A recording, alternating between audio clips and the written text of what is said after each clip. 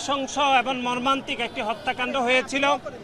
সে হত্যাকাণ্ডের প্রতিবাদে এবং বিচারের দাবিতে বাংলাদেশ জাতীয়তাবাদী ছাত্রদল আমরা বিভিন্ন ক্যাম্পাসে বিক্ষোভ মিছিল এবং সমাবেশ করেছিলাম। কিন্তু এটি অত্যন্ত দুর্ভাগ্যজনক যে বাংলাদেশের সাধারণ শিক্ষার্থীদেরকে ব্যবহার করে একটি গুপ্ত সংগঠন, যে সংগঠন গত 15 বছর ধরে ছাত্রলীগের বিভিন্ন সন্ত্রাসীদের সাথে গোপন তৎপরতার মাধ্যমে রাজনীতি কায়েম করেছে এবং 5 আগস্ট পরবর্তী সময়ে তারা আত্মপ্রকাশ করেছে এবং চকবাজারের ঘটনাকে কেন্দ্র করে তারা কথিত সাধারণ শিক্ষার্থীদের ব্যানার ব্যবহার করে তারা সাধারণ শিক্ষার্থীদেরকে বিভ্রান্ত করার অপচেষ্টা করেছে।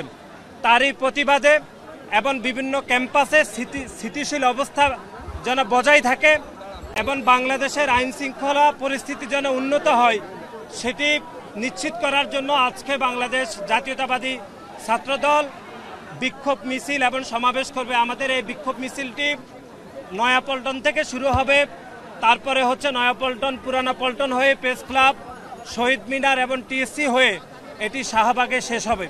এটি আমরা এই জন্যই করছি কারণ আপনারা জানেন যে বাংলাদেশে গত এক সপ্তাহে আপনারা জানেন কয়েকটি হত্যাকাণ্ড হয়েছে।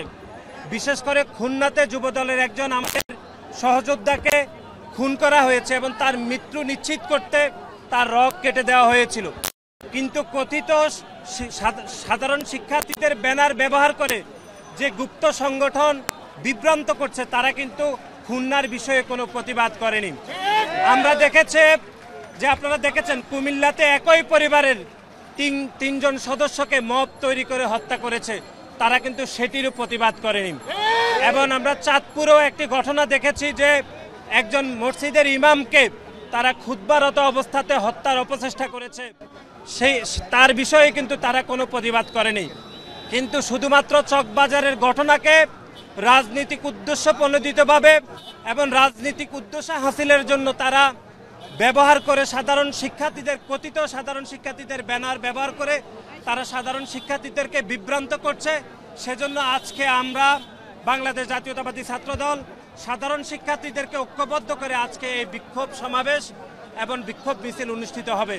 আমাদের এই বিক্ষোভ মিছিলটি অত্যন্ত শান্তিপূর্ণভাবে হবে এবং আমরা সাধারণ শিক্ষার্থীদেরকে এই বার্তা দিতে চাই যে কথিত সাধারণ শিক্ষার্থীদের ব্যানার ব্যবহার করে যে গুপ্ত সংগঠন সাধারণ শিক্ষার্থীদেরকে বিভ্রান্ত করছে, আপনারা সেই